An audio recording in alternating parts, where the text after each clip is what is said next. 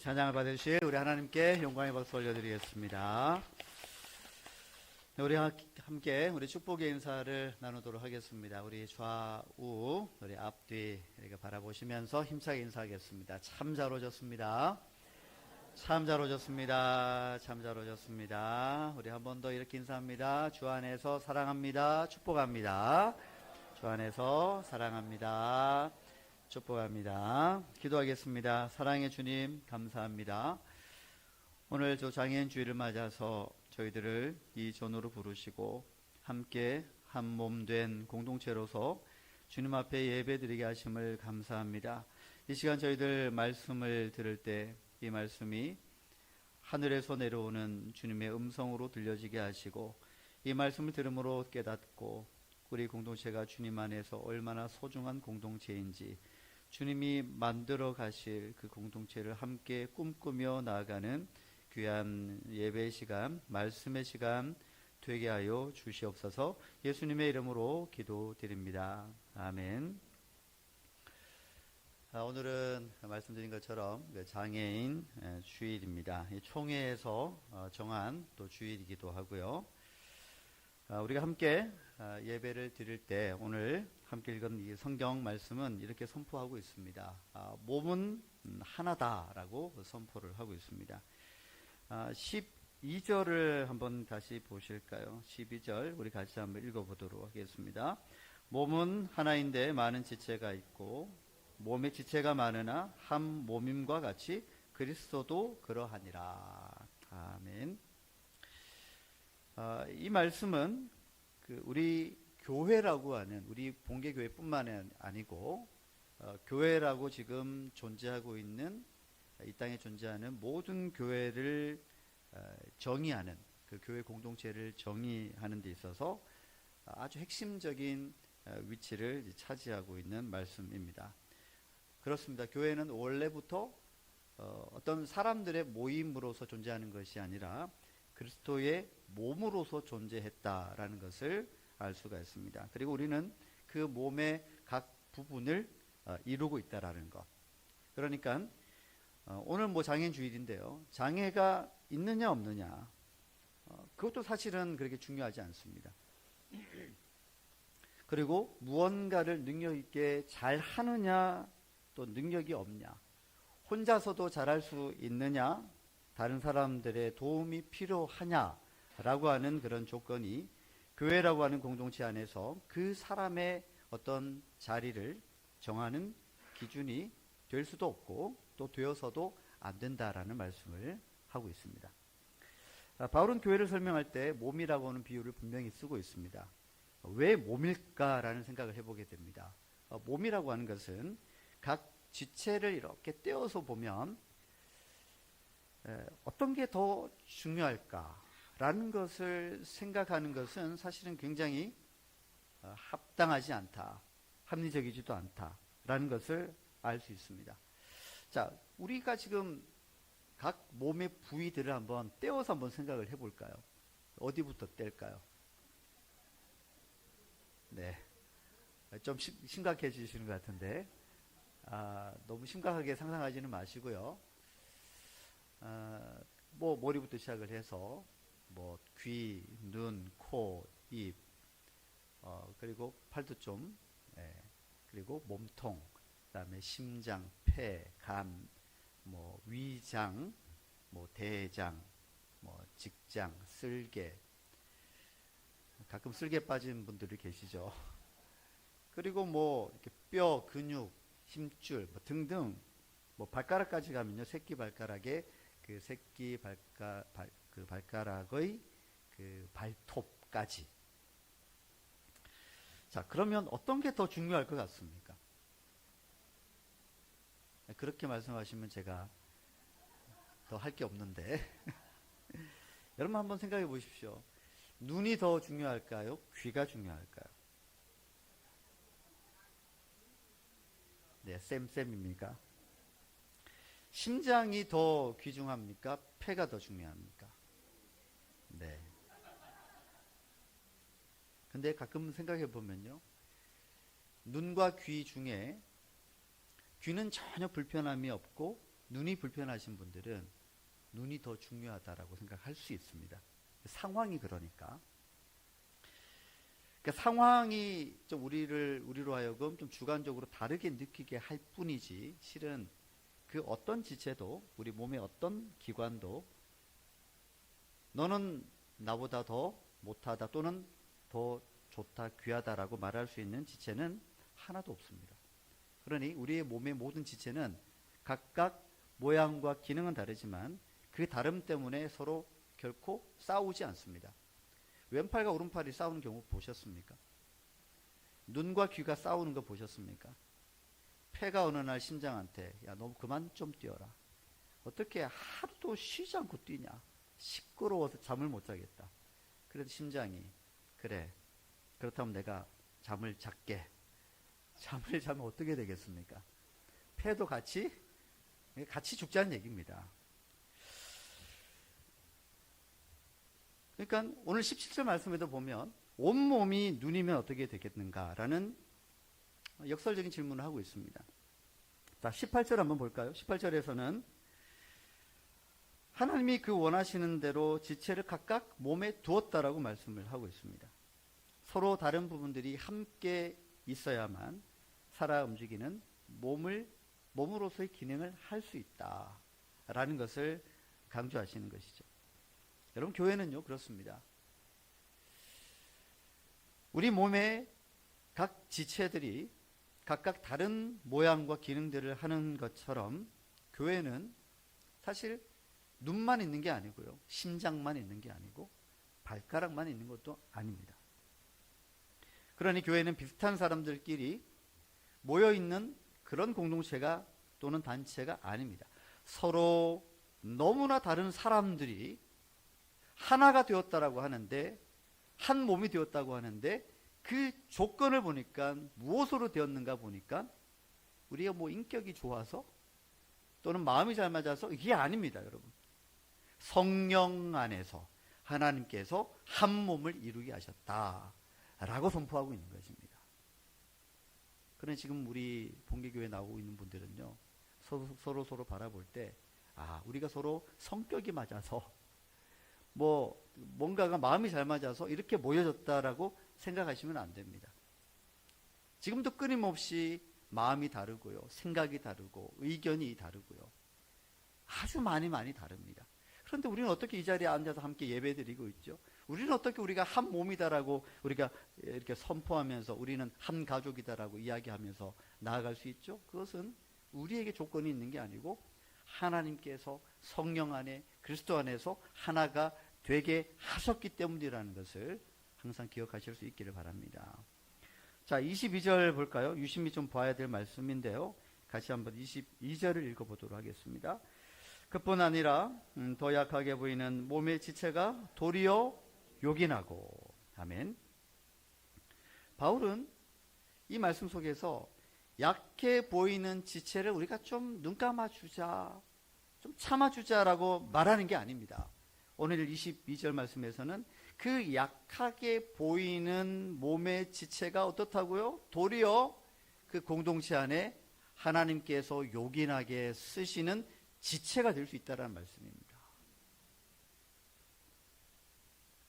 우리는요, 눈에 띄는 사람, 그리고 일 잘하는 사람, 재능 있고 능력 있는 사람을 교회의 중심이다라고 착각할 때가 있습니다. 그러나 하나님께서는 우리의 생각과는 다르게 사람들 눈에는 덜 귀하게 여길지라도 그러한 사람이 그 공동체 안에서, 즉 하나님이 만들어 가시고자 하시는 그 공동체 안에서는 더 요긴할 수 있다라는 말씀을 하고 있는 것입니다.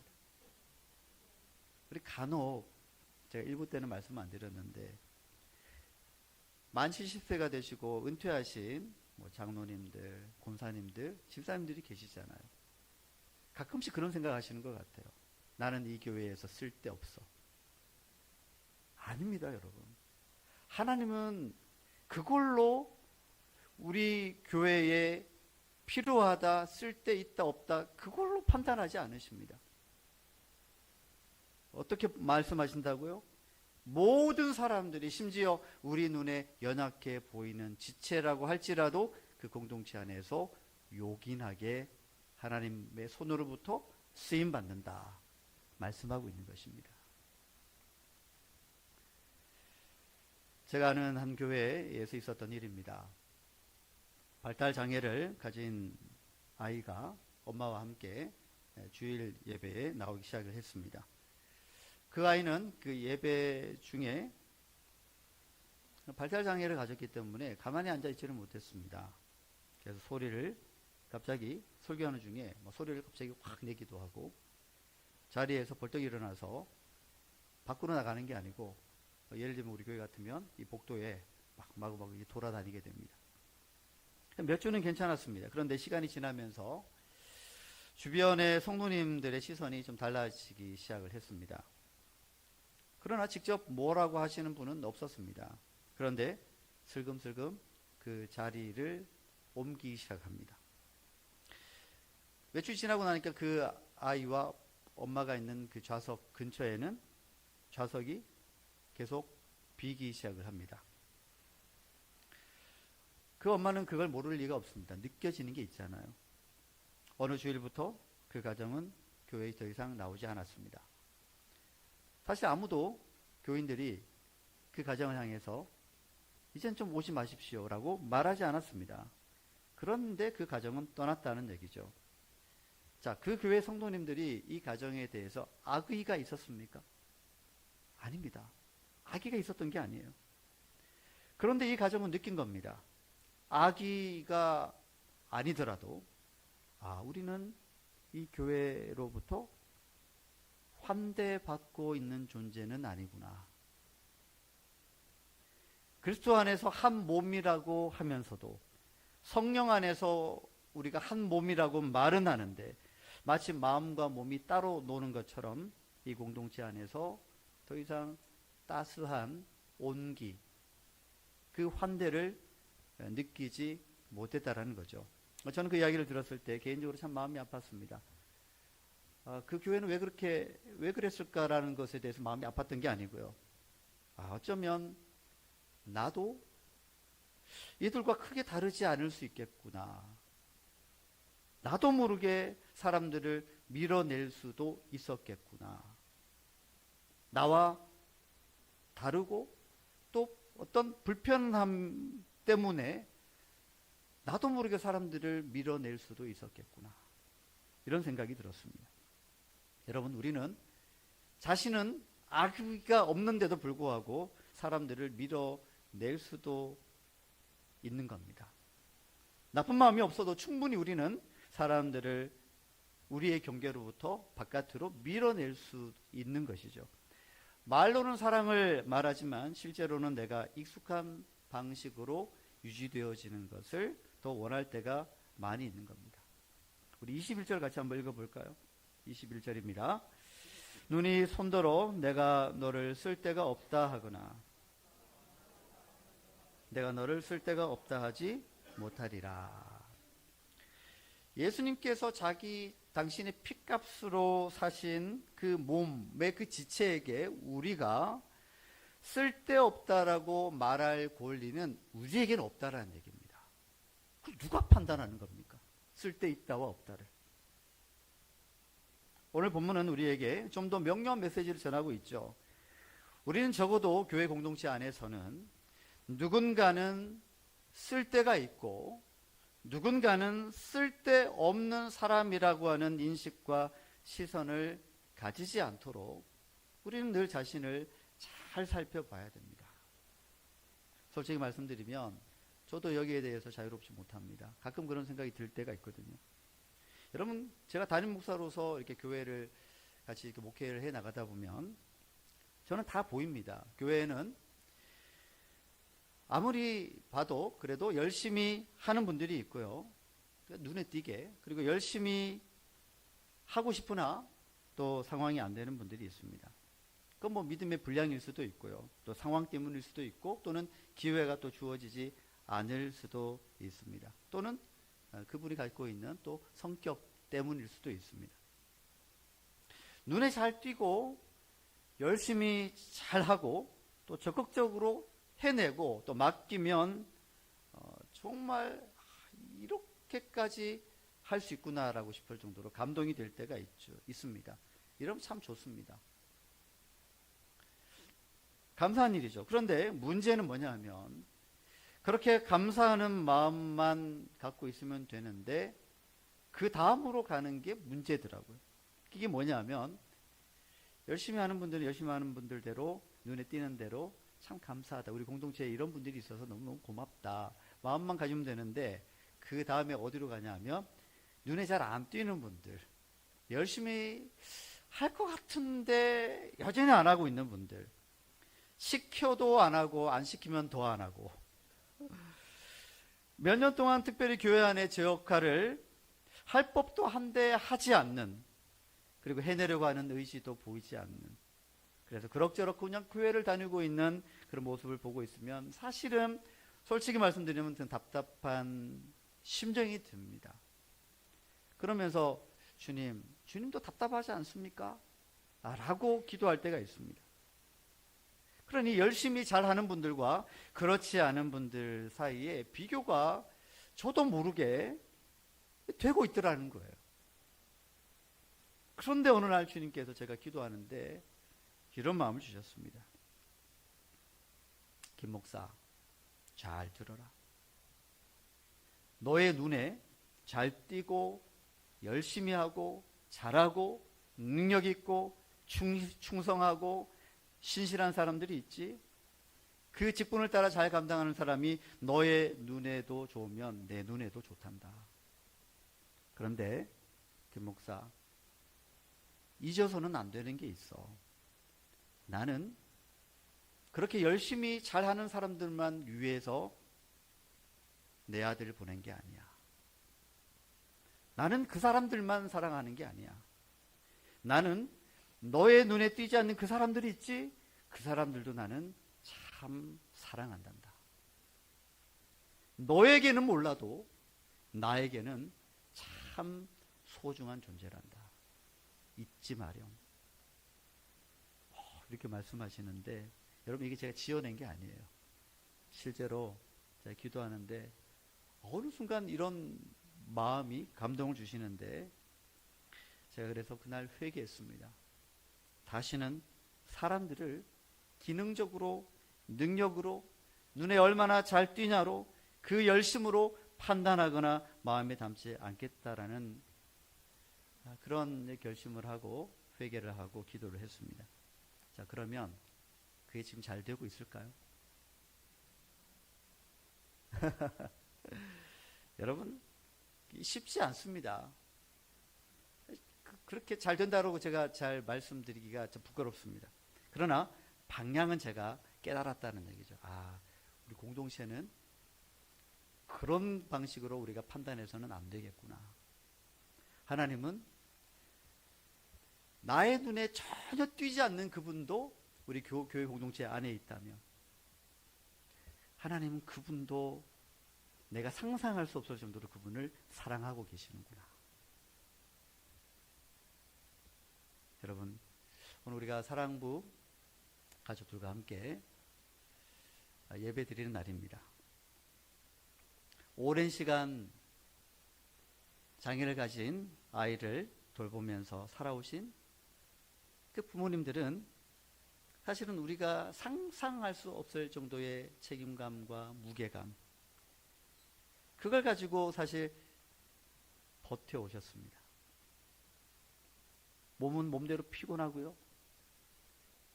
그 마음속에서 가지게 되는 어떤 긴장감, 사고는 나지 않을까, 아프지 않을까, 더 나빠지지 않을까. 훗날에 이 아이는 우리 없이 어떻게 살 수 있지?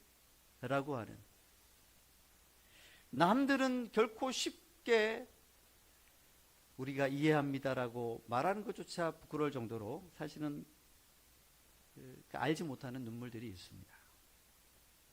그리고 때로는 교회에 왔을 때조차도 참 누가 뭐라 그러지도 않는데도 괜히 조심스러운 그런 마음들이 있으셨을 겁니다. 하지만 오늘 이 말씀은 그 부모님들을 포함해서 우리 모두에게 선포하는 것은 뭐냐 하면, 우리 모두는 그리스도의 몸 안에 이미 속한 사람이고요, 한 공동체로 부르심을 받은 하나님의 자녀가 되어진 존재다라는 것을 말씀하고 있습니다. 그 가정의 아이들, 자녀들도 사실은 마찬가지입니다. 소중한 존재고 귀중한 존재고 사랑받는 존재다라는 것입니다. 여러분, 예수님께서는 완벽한 사람들만 모아서 당신의 몸을 교회로서 만들지 않으셨습니다.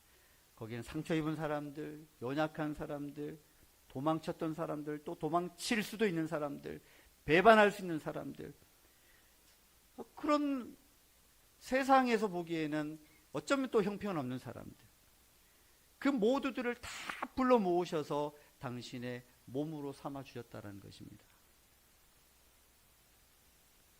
여러분, 교회는 강한 사람들의 모임이 아니죠. 교회는 그래서 자신의 약함을 숨기지 않아도 되는 곳이어야 됩니다. 그리고 그 몸의 중심에는 언제나 예수 그리스도가 계신다라는 것을 기억하시고, 그 어떤 상황에 있든 너희는 그리스도의 몸이요 직체의 각 부분이라고 하는 이 말씀을 기억하면서 앞으로도 성령 안에 우리로 하나 되게 하신 그 은혜를 실천하며 그 열매를 맺으며 나아갈 수 있는 우리 본교교회가 되어지기를 주님의 이름으로 축복합니다.